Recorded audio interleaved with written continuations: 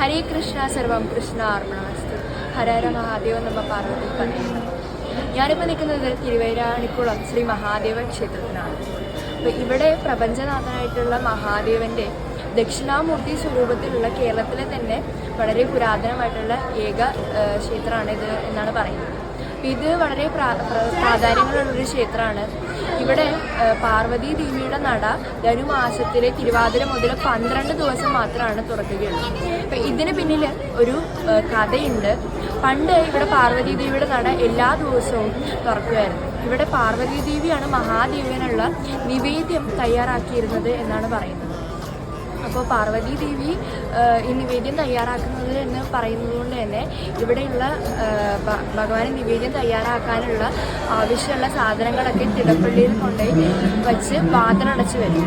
അതിനുശേഷം ഒരു നിശ്ചിത സമയത്തിനുള്ളിൽ ആ വാതിൽ തുറന്ന് നോക്കുമ്പോൾ ഭഗവാനുള്ള നിവേദ്യം തയ്യാറായിട്ടുണ്ടാവും എന്നാണ് പറയുന്നത്. അപ്പോൾ പാർവതി ദേവിയാണ് മഹാദേവനായിട്ടുള്ള ഈ നിവേദ്യം തയ്യാറാക്കുന്നത് എന്നാണ് പറയുന്നത്. അപ്പോൾ ഇത് അന്വേഷിക്കാനായിട്ട് ക്ഷേത്രത്തിലെ ഊരാളികൾ ഇവിടെ വന്ന് അത് ഭഗവാനുള്ള നിവേദ്യം തയ്യാറാക്കാനുള്ള സാധനങ്ങൾ തിടപ്പള്ളിയിൽ വെച്ച് അടച്ചിരിക്കുന്ന സമയത്താണ് അവർ ദർശനത്തിനായി വന്നത്.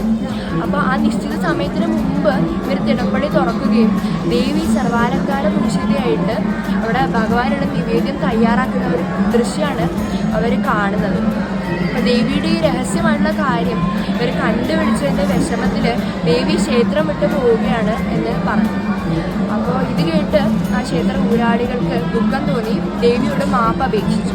അപ്പോൾ ദേവി അവരോട് അനുകമ്പ തോന്നി. ദേവി പറഞ്ഞു, എൻ്റെ പതിയുടെ പിറന്നാളായിട്ടുള്ള ധനുമാസത്തിലെ തിരുവാതിര നാൾ മുതൽ 12 ദിവസം ഭക്തർക്ക് എന്നെ വന്ന് ദർശനം നടത്താവുന്നതാണ്.